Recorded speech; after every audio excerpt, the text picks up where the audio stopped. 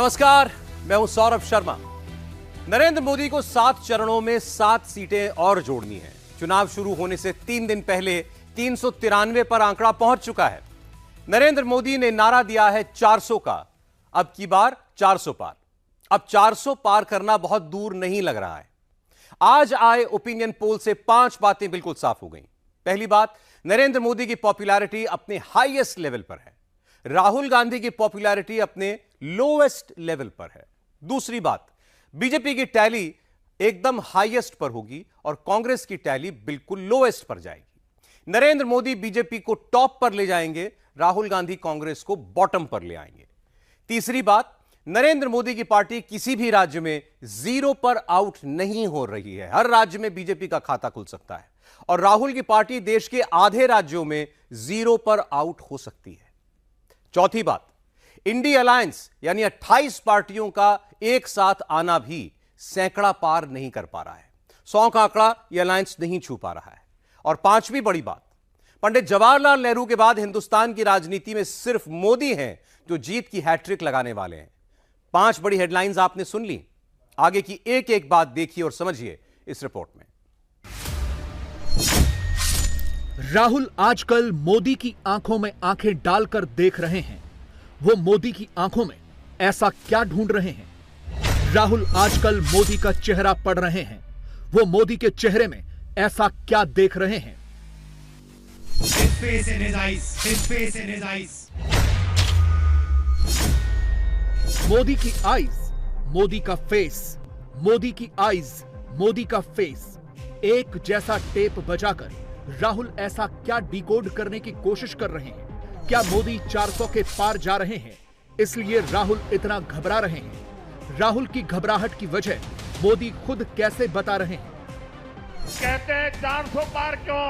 मैं बताता हूं 400 पार क्यों। 400 पार सुनो, देश पे तबाही करने की आदत रखने वालों को सजा देने का है और इसलिए हिसाब 400 के पार जाने वाला है। अगल बगल भीड़ इकट्ठा करके कार के ऊपर बैठ के राहुल कैमरे पर मोबाइल दिखाते हैं। कांग्रेस वाले कैप्शन घुमाते हैं, देखो राहुल ने मोबाइल निकालकर बड़ा ऐलान कर दिया, मोदी पर क्या कह दिया। थंबनेल भी ऐसे वैसे नहीं, सैंपल देखिए। राहुल की ललकार ने 24 का माहौल बदल दिया।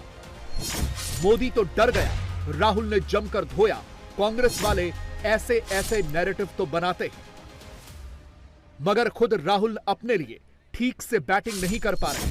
वो अपने बनाए नैरेटिव में ही फंसते चले जा रहे हैं। कभी माइक का तार आगे करते हैं, कभी तार पीछे खींचते हैं, कभी मोटा तौलिया ढूंढते हैं, कभी ट्रांसलेटर खोजते हैं। बोलना शुरू करते हैं तो माइक ऑफ हो जाता है।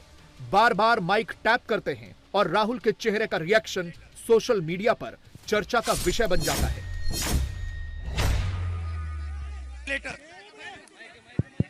Translator.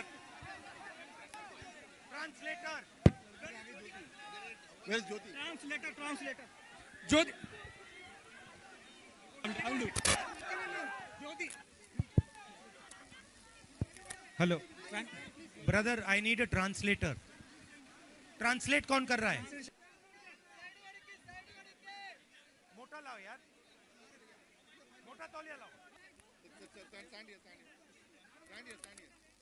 ये brothers and sisters,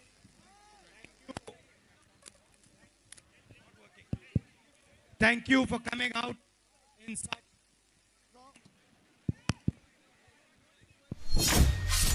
मोदी ने जब से 78 मिनट का इंटरव्यू दिया है, राहुल के दिमाग में सिर्फ मोदी ही चल रहा है। राहुल एपेटाइजर से मेन कोर्स तक पहुंच चुके हैं। स्माइली वाली इमोजी लगाकर मोदी को कोस रहे हैं। कांग्रेस का पूरा इकोसिस्टम भी ध्यान लगाकर मोदी के एक एक इंटरव्यू के वर्ड नोट कर रहा है। उसमें अपने स्वादानुसार एजेंडा फिट कर रहा है।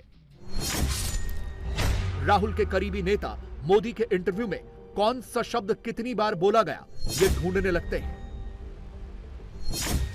इलेक्टोरल बॉन्ड को राहुल वसूली रैकेट कहते हैं। मोदी को उसका मास्टरमाइंड बताते हैं। कांग्रेस वाले ये लिखने बैठ जाते हैं कि राहुल ने तो मोदी के परखच्चे उड़ा दिए। मोदी तो डर गए, मोदी तो घबरा गए, इसीलिए कैमरे पर आ गए।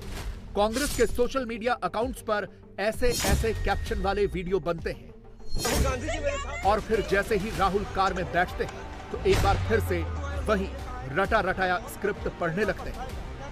देखिए, नरेंद्र मोदी का मास्टर स्कीम है जी। ये इनकी सोच है जी, पूरा आइडिया इनका था जी। ये कहते हैं कि पॉलिटिक्स में ट्रांसपेरेंसी लाने के लिए किया गया जी। तो अगर ये पॉलिटिक्स में ट्रांसपेरेंसी लाने के लिए किया गया जी, तो इसमें नाम क्यों छुपे थे? क्लियर सी बात है जी। ये प्राइम मिनिस्टर का विजन है जी। इसको स्ट्रीट लेवल पे एक्सटॉर्शन कहा जाता है, हफ्तेबाजी कहा जाती है। ये हिंदुस्तान का सबसे बड़ा हफ्तेबाजी का स्कीम है और ये प्रधानमंत्री ने कंसेप्चुलाइज किया है। राहुल जिस इलेक्टोरल बॉन्ड स्कीम को हफ्तेबाजी स्कीम बताकर 24 में वोट बटोरना चाहते हैं, क्या उसे सच में पब्लिक स्वीकार कर रही है?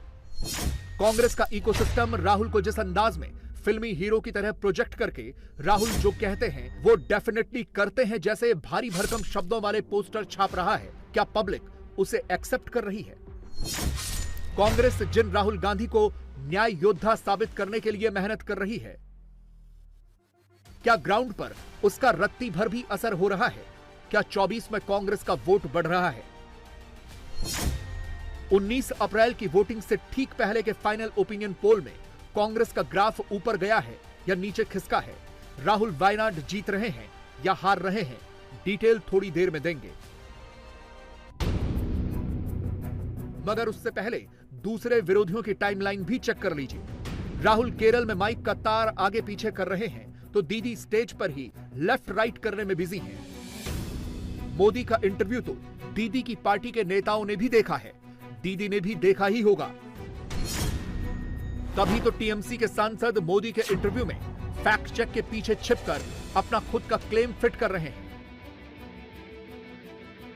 और दीदी CA, NRC, UCC, one nation one election एक सांस में सबके खिलाफ बोल रही है। बोलते बोलते इंडी अलायंस वालों जैसे लेफ्ट और कांग्रेस को भी लपेट रही है। वो एक अलग ही लाइन लेंथ पर चल रही है। एनआरसी করতে দেব না, কে করতে দেব না, ইউনিফর্ম সিভিল কোড করতে দেব না। শুনুন, বাংলায় কোনো জোট নেই। তৃণমূল কংগ্রেসই হচ্ছে ইন্ডিয়ান অ্যালায়েন্সের সাথে আছে দিল্লিতে, কিন্তু বাংলায় আমরা একা লড়ছি বিজেপির বিরুদ্ধে। কারণ সিপিএম এখানে বিজেপি করে, কংগ্রেস এখানে বিজেপি করে, তৃণমূলের ভোট কাটবার জন্য বিজেপি দালালি করে। তৃণমূলকে সাহস দিয়ে লড়তে হয়, বন্দুকের সামনে দাঁড়িয়ে লড়তে হয়, সিবিআই এর বিরুদ্ধে লড়তে হয়, ইডির বিরুদ্ধে লড়তে হয়, এনআইএ এর বিরুদ্ধে লড়তে হয়, এনআরসির বিরুদ্ধে লড়তে হয়, কেয়ার বিরুদ্ধে লড়তে হয়, ইউনিফর্ম সিভিল কোডের বিরুদ্ধে লড়তে হয়। बंगाल में anti Modi, anti Congress, anti left agenda चलाने के बावजूद बंगाल में दीदी की पार्टी को कितनी सीटें मिल रही हैं, नंबर्स थोड़ी देर में।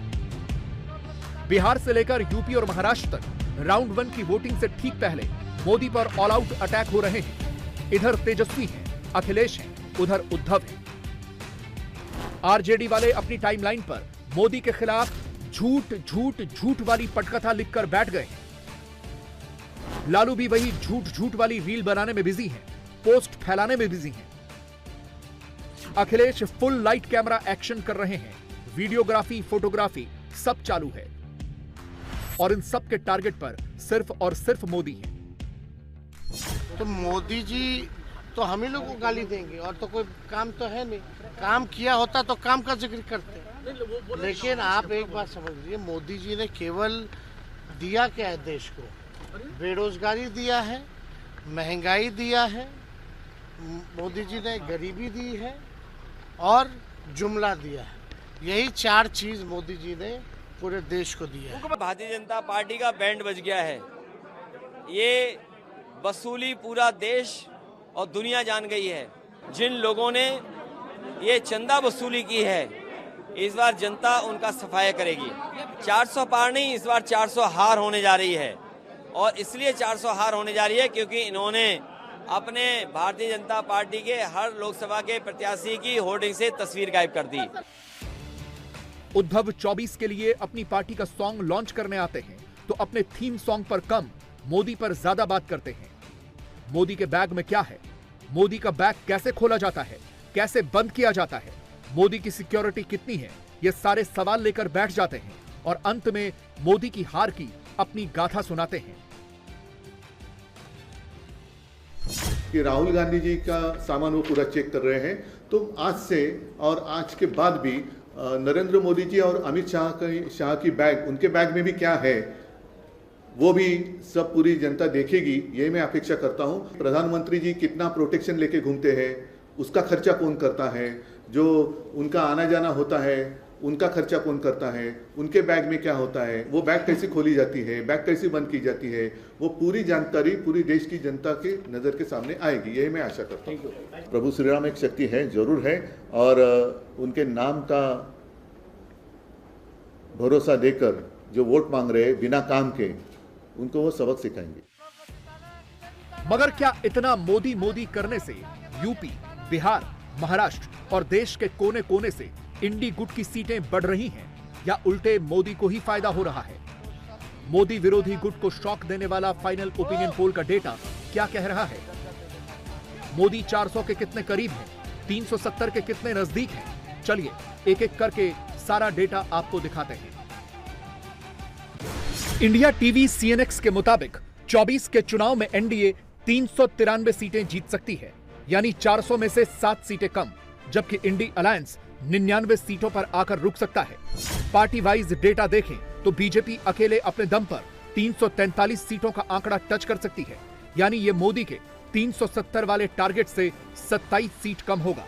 लेकिन अब की बार 2019 के मुकाबले बीजेपी 40 सीटों का इजाफा कर सकती है। रही बात कांग्रेस की, तो लाख कोशिशें करने के बावजूद राहुल अपनी पार्टी का ग्राफ नहीं बढ़ा पा रहे। हमारे सर्वे के मुताबिक कांग्रेस को अब की बार सिर्फ 40 सीटें मिलने का अनुमान है, यानी 2019 के मुकाबले 12 सीट कम और 2014 के मुकाबले 4 सीट कम।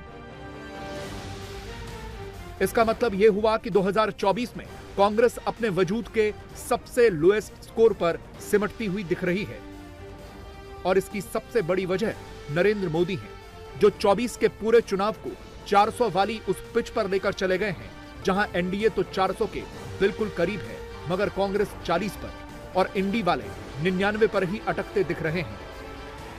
ये लोग कहते हैं 400 पार क्यों? मैं बताता हूं 400 पार क्यों।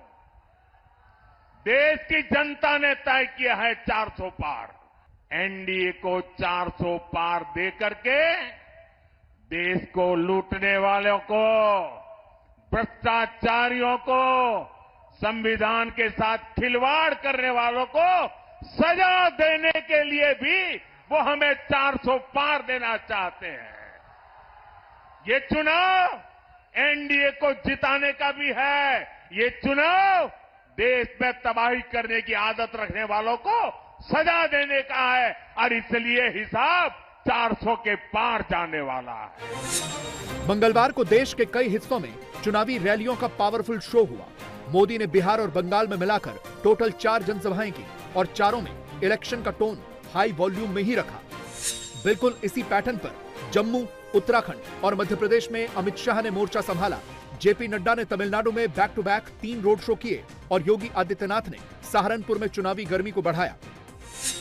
मोदी सहित बीजेपी की टॉप लीडरशिप की देश के कोने कोने में ताबड़तोड़ रैलियों को हमारे ओपिनियन पोल के स्टेट वाइज डेटा से समझिए, क्योंकि मोदी ने उन लोकेशंस पर अपनी पूरी ताकत झोंक दी है जहां वो कोई चांस नहीं लेना चाहते। सबसे पहले बात बिहार की। इंडिया टीवी CNX के फाइनल ओपिनियन पोल के मुताबिक बिहार की 40 में से 33 सीटें एनडीए के खाते में जा सकती हैं। उसे 19 के मुकाबले 6 सीटों का नुकसान हो सकता है, जबकि इंडी अलायंस 6 सीटें ऐड करके 7 सीटें जीत सकता है। ओपिनियन पोल की माने तो बिहार में मोदी तो 100% का स्ट्राइक रेट मेंटेन कर रहे हैं, लेकिन एनडीए के दूसरे पार्टनर्स को घाटा होता दिख रहा है। गया और पूर्णिया ऐसी ही 2 हाई प्रोफाइल सीटें हैं। गया में पहले चरण में तो पूर्णिया में दूसरे चरण में वोटिंग होनी है। इन दोनों सीटों पर इंडी अलायंस की तगड़ी चुनौती है, लेकिन उनके सामने भी मोदी है। बिहार की चुनावी पिच को मोदी अब सीधे सनातन, राम मंदिर और संविधान पर लेकर चले गए हैं। वही राम मंदिर जिसका विरोध कांग्रेस ने किया, वही सनातन जिसके खिलाफ डीएमके के नेताओं ने बयानबाजियां की। मोदी ने गया पहुंचकर उसी को अपना सबसे बड़ा हथियार बनाया, पब्लिक को समझाया कि एनडीए को वोट क्यों करना है, इंडी को क्यों रिजेक्ट करना है। बोलो सियावर रामचंद्र की। साथियों, कल रामनवमी का पावन पर्व है। सूर्य की किरणें कल अयोध्या में रामलला के मस्तक का विशेष अभिषेक करेंगी। लेकिन गमंडिया गठबंधन के लोगों को राम मंदिर से भी परेशानी है। जो लोग कभी भगवान राम के अस्तित्व पर सवाल उठाते थे, वो आज राम मंदिर पर कैसी कैसी भाषा बोल रहे हैं। एक समुदाय के तुष्टीकरण के लिए इन लोगों ने प्राण प्रतिष्ठा कार्यक्रम का निमंत्रण ठुकरा दिया। ये ऐसा कुनबा भी इकट्ठा हुआ है, भांति भांति के उनके साथी, उनके एक दूसरे साथी वो कहते हैं ये हमारा जो सनातन है ना, ये सनातन तो वो डेंगू मलेरिया कहते हैं। क्या ये सनातन का अपमान है कि नहीं है? आपको मानना न मानना आपकी मर्जी, आप पर कोई प्रतिबंध नहीं है, लेकिन उसको डेंगू मलेरिया कहना ये सनातन का अपमान है कि नहीं है?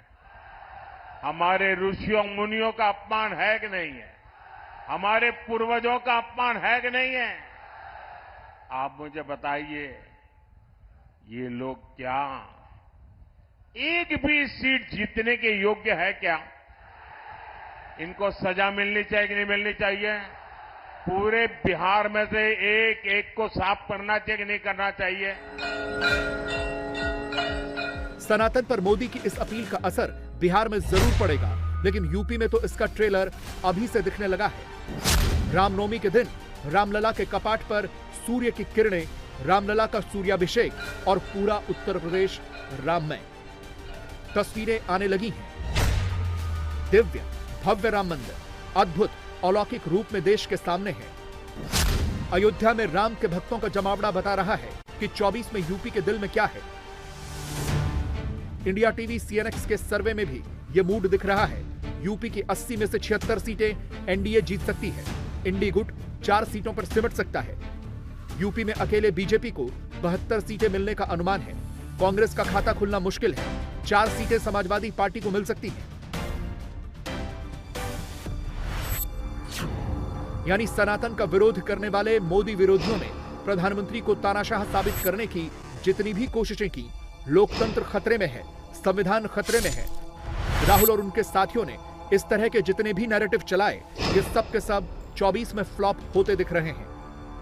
हमारे ओपिनियन पोल से ये संकेत साफ साफ मिल रहे हैं कि वोटर्स मोदी को ही सुन रहे हैं, विरोधियों को इग्नोर कर रहे हैं। अब वो पिछले 25-30 साल से एक पुरानी रिकॉर्ड घुमा रहे हैं। जब भी बीजेपी आगे बढ़ती है तो संविधान का राजनीतिक शस्त्र के लिए उपयोग करते हैं और झूठ फैलाते हैं। संविधान बदल देंगे, संविधान बदल देंगे। भाइयों बहनों, लिख के रखिए, मोदी तो क्या, बीजेपी तो क्या, स्वयं बाबा साहब आंबेडकर भी इस संविधान को नहीं बदल सकते हैं। और इसलिए झूठ फैलाना बंद करो। और जो लोग सनातन को गाली देते हैं ना, वो भी कान खोल करके सुन लो। ये जो संविधान इतना महान बना है, ये जो संविधान हमें देश को आगे ले जाने की ताकत देता है, इस संविधान को बनाने के लिए जो संविधान सभा थी उसमें 80-90% से भी ज्यादा 80-90% से भी ज्यादा सबके सब सनातनी थे। आपके लिए संविधान राजनीति का हथकंडा होगा, हमारे लिए संविधान श्रद्धा का केंद्र है, हमारे लिए संविधान आस्था का केंद्र है। बिहार में मोदी 33 से ऊपर जाने की कोशिश में हैं, यूपी में बिग लीड में हैं। अब सवाल है कि बंगाल में क्या होगा। ममता बनर्जी इन दिनों चुनावी रैली में सीए, एनआरसी और यूसीसी का मुद्दा उठाकर वोट बैंक को खुश करने वाली पॉलिटिक्स कर रही हैं। तुष्टीकरण में ही अपना वोट बैंक ढूंढ रही हैं। मगर क्या इसका असर वोटर्स पर पड़ रहा है, या बंगाल के वोटर्स अब मन बना चुके हैं कि अब की बार बीजेपी को मैक्सिमम सीटें जितवानी हैं? इसका जवाब हमारे फाइनल ओपिनियन पोल में है। बंगाल की 42 लोकसभा सीटों में से बीजेपी 23 सीटें जीत सकती है, यानी 19 से 5 सीट ज्यादा। टीएमसी को यहां से 19 सीटें मिलने का अनुमान है। रही बात कांग्रेस की, तो वो यूपी की तरह यहां भी नील बटा सन्नाटा ही रह सकती है। बीजेपी वोट शेयर के लिहाज से भी बंगाल में लीड ले सकती है। हमारे ओपिनियन पोल के मुताबिक बीजेपी को 44% और टीएमसी को 43% वोट मिल सकते हैं। 24 में बीजेपी को 3% से ज्यादा वोट मिल सकते हैं। दीदी को करीब 1% वोट का नुकसान हो सकता है। अब की बार बंगाल में यह तस्वीर बदली क्यों दिख रही है, इसकी वजह मोदी ने खुद बता दी है।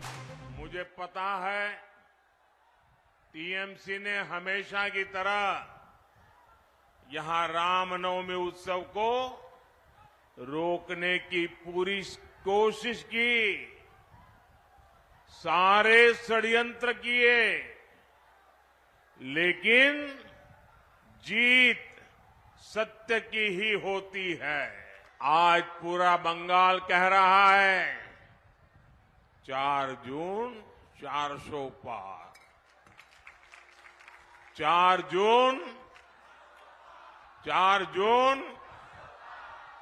जून जब से मोदी का एक गारंटी कार्ड आया है, टीएमसी के लोग डबल बौखलाए हुए हैं। ये पूरी की पूरी टीएमसी जल्द ही घुटनों पर आ जाएगी। टीएमसी ने एक तरह से बंगाल को अवैध घुसपैठियों और अपराधियों को लीज पर दे दिया। टीएमसी को इनके पापों की सजा कमल का बटन दबाकर देनी है। बंगाल का विकास कौन कर सकता है? बंगाल का विकास कौन कर सकता है? आपके सपने कौन पूरे कर सकता है? आपके लिए दिन रात कौन दौड़ सकता है? हर पल आपके लिए खपाने वाला कौन है? क्या ऐसी टीएमसी को माफ करना चाहिए? ऐसी टीएमसी को माफ करना चाहिए? ऐसी टीएमसी को माफ करना चाहिए?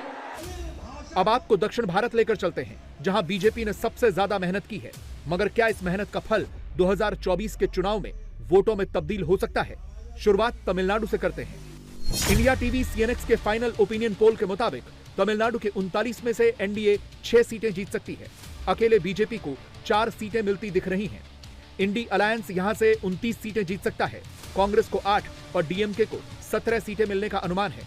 किसी परिचय के मोहताज नहीं है सर। सबसे पहला सवाल ये कि जैसे जैसे चुनाव के दिन पास आ रहे हैं, आपके जो विरोधी हैं, आपके लिए जबरदस्त शब्दों का इस्तेमाल हो रहा है, बहुत डेकोरेटिव वर्ड्स का आप वो इस्तेमाल कर रहे हैं। आप इसको कैसे देखते हैं? क्या वो सिंघम से डर गए? सर, तमिलनाडु पॉलिटिक्स में ड्रेविडियन पॉलिटिक्स, स्पेशली डीएमके का पॉलिटिक्स बहुत गंदा का पॉलिटिक्स है sir.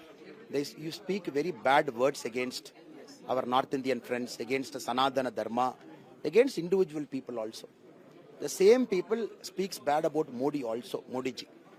Whenever they speak bad against Modi ji, we give it back to them. But for me, I don't matter, sir. I am a Karyakarta. They are desperate. They know they are losing. That is why all their anger they are showing on me.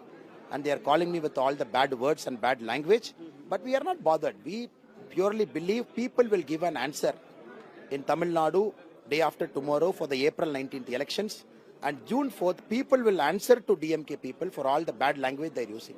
एक बहुत गंभीर बात आपने ये भी कही कि sir आपको यहाँ हराने के लिए कोयम्बटूर में और बाकी सब जगह जहाँ पर बीजेपी बहुत मजबूत है, बीजेपी के कैंडिडेट को हराने के लिए एक टैक्टिकल अंडरस्टैंडिंग हुई है डीएमके और एआईडीएमके के बीच में।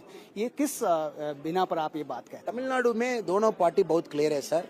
द्रविडियन पार्टीज के साथ तमिलनाडु पॉलिटिक्स होना पड़ेगा, दोनों पार्टीज क्लियर है। अभी 2024 में मोदी जी का इमेज बहुत ज्यादा है तमिलनाडु में, ग्रामीण प्रदेश में, अर्बन एरिया में पूरा पीपल सोच रहा है इस बार मोदी जी का बहुत ताकत में वोट करना पड़ेगा। तमिलनाडु में बहुत ज्यादा एमपीज भेजना पड़ेगा। सो नेचुरली द्रविडियन पार्टीज थोड़ा सा डर हो गया, दोनों का अंडरस्टैंडिंग बहुत ज्यादा होगा, सीट्स में एडजस्टमेंट होगा, कैंडिडेट्स में एडजस्टमेंट होगा। But we are not bothered. For BJP to win you have to face everybody and win. So we are not bothered. Even if two Dravidian parties combined against BJP, still we will deliver results. We are confident. पूरा hard work हमारा party नेता कार्यकर्ता पूरा ground level में काम किया sir. BJP party Jana Sangh time में बहुत हार्ड वर्किंग पार्टी तमिलनाडु में। अभी बहुत अग्रेसिव पॉलिटिक्स चल रहा है तमिलनाडु साइल में, बहुत अग्रेसिव पॉलिटिक्स चल रहा है। डीएमके 33 मंथ्स इधर पॉलिटिक्स में एंटी पीपल गवर्नमेंट इधर चल रहा है। पीएम साहब का दिल में, हार्ट में तमिल आदमी का स्पेशल प्लेस है सर। तमिल का स्पेशल प्लेस है, तमिल कल्चर का स्पेशल प्लेस है। कर्नाटक की 28 में से एनडीए को 23 और इंडी को 5 सीटें मिल सकती हैं। बीजेपी 4 सीटों के नुकसान के साथ कर्नाटक में 21 सीटें जीत सकती है। कर्नाटक में बीजेपी घट रही है तो तेलंगाना में कवर कर रही है। ओपिनियन पोल के मुताबिक तेलंगाना में बीजेपी 2 सीटें बढ़ाकर 6 पर जा सकती है। कांग्रेस 8 सीटें जीत सकती है। इस बार सबसे रोचक मुकाबला केरल में होता दिख रहा है, क्योंकि बीजेपी पहली बार लेफ्ट के किले में सेंध लगा सकती है और कांग्रेस को भी नुकसान पहुंचा सकती है। हमारे फाइनल ओपिनियन पोल के मुताबिक केरल की 20 में से 3 सीटें बीजेपी जीत सकती है। कांग्रेस 7 सीटों के नुकसान के साथ 8 पर पहुंच सकती है। सीपीआईएम 5 सीटें निकाल सकती है। तिरुवनंतपुरम में बीजेपी और कांग्रेस के बीच क्लोज फाइट है, लेकिन हमारे ओपिनियन पोल के मुताबिक यहां से बीजेपी जीत सकती है। कांग्रेस के शशि थरूर हार सकते हैं। रही बात वायनाड सीट की, तो राहुल यहां की सीट निकालते हुए दिख रहे हैं, लेकिन फिर भी कांग्रेस का 7 सीटों का नुकसान करा रहे हैं। बावजूद इसके कांग्रेस अध्यक्ष कह रहे हैं कि 24 में तो इंडी अलायंस वाले ही जीत रहे हैं। I am confident this time the India alliance parties will defeat BJP, and for defeating the government, what number required, that we'll get. खड़गे जो क्लेम कर रहे हैं वो सिर्फ कैमरे के लिए कह रहे हैं, ग्राउंड रियलिटी कुछ और ही है। इसे दूसरे राज्यों के आंकड़ों से भी समझिए। फाइनल ओपिनियन पोल का डेटा बता रहा है कि गुजरात में बीजेपी 26 की 26 सीटें जीत सकती है, राजस्थान की 25 में से 25, मध्य प्रदेश की 29 में से 28, हिमाचल की 4 में से 4, उत्तराखंड की 5 में से 5, झारखंड की 14 में से 12, हरियाणा की 10 में से 8 और दिल्ली की 7 में से 7 सीटें बीजेपी जीत सकती है। यानी केजरीवाल और हेमंत सोरेन को लेकर विपक्ष ने मोदी के खिलाफ लोकतंत्र खतरे में है का जो नैरेटिव बनाना चाहा, वोटर्स उसे सिरे से इनकार कर रहा है। दिल्ली से लेकर झारखंड तक वो मोदी को ही बम्पर सीटें दे रहे हैं। बिल्कुल यही दृश्य महाराष्ट्र में भी दिख रहा है। वहां भी उद्धव ने राहुल और शरद पवार के साथ मिलकर खूब हाथ पैर मारे, लेकिन हमारा फाइनल ओपिनियन पोल बता रहा है कि यहां भी मोदी को ही एज है। महाराष्ट्र की 48 लोकसभा सीटों में से एनडीए 4 सीटें एक्स्ट्रा ऐड करके 39 सीटें जीत सकती है। अकेले बीजेपी को 29 सीटें मिलने का अनुमान है, जबकि इंडी गुट यहां भी सिर्फ 9 सीटों पर सिमट सकता है। कांग्रेस को महाराष्ट्र में सिर्फ 1 सीट मिलने का अनुमान है। कुल मिलाकर 24 के चुनाव का फाइनल ओपिनियन पोल यही बता रहा है कि 24 में भी देश के भीतर मोदी की ही लहर है। विरोधी इधर उधर हैं। हर विरोधी पार्टी की सीटें घट रही हैं, बीजेपी की सीटें ही बढ़ रही हैं। मोदी इस वक्त 400 से 7 सीट कम है, लेकिन चुनाव शुरू होने के बाद मोदी के 400 पार जाने की संभावना भी बेहद प्रबल है।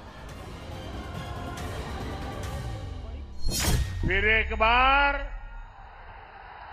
फिर एक बार 4 जून 4 जून